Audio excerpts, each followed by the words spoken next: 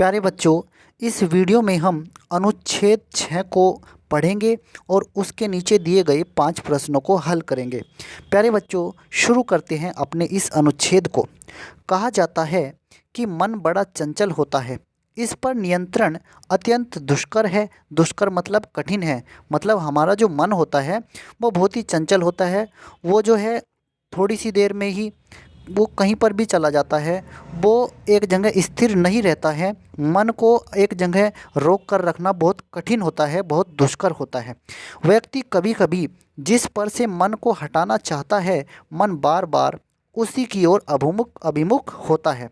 मतलब कि हम अपने मन को जिस चीज़ से हटाना चाहते हैं, लेकिन क्या होता है कि हमारा मन बार बार उसी चीज़ की तरफ चलता जाता है। दूसरी ओर मन की अपार शक्ति का भी बड़ा विशद वर्णन किया गया है। हमारा मन, लेकिन एक बात ये भी है कि अगर किसी चीज़ को करने में हमारा मन पूरा साथ देता है तो फिर हम उसको कर कर ही दम लेते हैं। दूसरी ओर मन की अपार शक्ति का भी बड़ा विशद वर्णन किया गया है। कहा है, मन के हारे हार है, मन के जीते जीत। यदि यदि मन में दृढ़ संकल्प हो तो असाध्य भी साध्य हो सकता है। मतलब एक ऐसी चीज़ या फिर एक ऐसा काम जिसको हम सोचते हैं कि शायद ये नहीं होगा, लेकिन अगर हमने अपने मन में सोच लिया कि हम तो इसको करके ही दम लेंगे, तो असाध्य मतलब जिसको किया नहीं जा सकता वो भी साध्य हो सकता है, उसको भी हम कर सकते हैं। योगियों और सिद्धों ने मन पर नियंत्रण कर सर्वशक्तिमान ईश्वर को भी पा लिया है। गीता में कहा गया है कि दृढ़तापूर्वक एवं बलपूर्वक ही मन पर नियंत्रण संभव है। ऐसा कहाँ पर कहा गया है? गीता में, कि हम अपने मन पर नियंत्रण तो कर सकते हैं, लेकिन कैसे? ये सब दृढ़तापूर्वक और बलपूर्वक ही संभव है। इसलिए दृढ़ संकल्प और दृढ़ निश्चय का सर्वोपरि महत्व है। इसलिए हमें अपने मन को वैसे तो वश में रखना चाहिए, ठीक है, लेकिन अगर किसी काम को करने में हमारे मन को लगन लग जाती है, हम ठान लेते हैं कि ये काम तो हम करके ही रहेंगे, तो फिर असाध्य भी साध्य हो सकता है। अब प्यारे बच्चों, देखते हैं इस अनुच्छेद के नीचे जो 5 प्रश्न दिए गए हैं उनको। मन की गति कैसी होती है?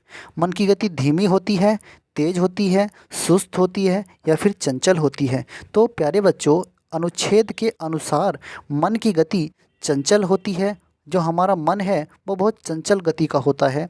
मतलब कि मन जो है भटकता रहता है, थोड़ी देर में इस तरफ है तो थोड़ी देर में दूसरी तरफ है। मन को जो है एक जगह स्थिर रख पाना बहुत ही दुष्कर काम है, बहुत ही कठिन काम है। देखते हैं प्यारे बच्चों, अपना जो हमारा नेक्स्ट प्रश्न है, नेक्स्ट प्रश्न क्या है?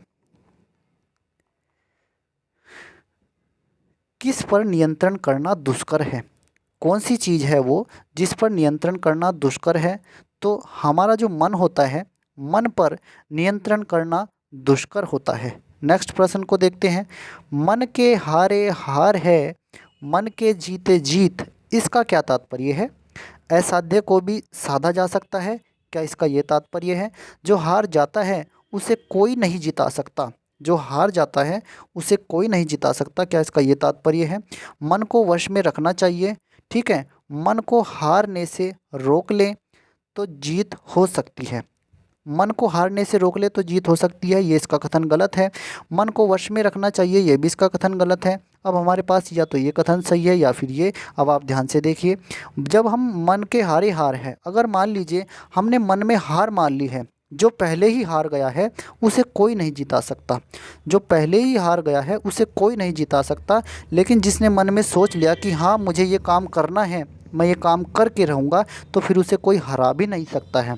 तो प्यारे बच्चों, इसका जो हमारा दूसरा ऑप्शन है वो बिल्कुल सही है। जो हार जाता है उसे कोई नहीं जिता सकता। हार जाता है का मतलब जिसने अपने मन में हार मान ली है, फिर उसे कोई नहीं जिता सकता, उसको जो है कोई भी मंजिल प्राप्त नहीं करा सकता। तो इसका यही सही उत्तर है। बात करते हैं प्यारे बच्चों अपने नेक्स्ट प्रश्न की। नेक्स्ट प्रश्न क्या है? योगियों और सिद्धों ने मन पर नियंत्रण रखकर पाया है। किसको पाया है? सर्वशक्तिमान ईश्वर को उन्होंने मन पर नियंत्रण रख के पाया भी है। बात करते हैं प्यारे बच्चों, लास्ट प्रश्न है इस अनुच्छेद का।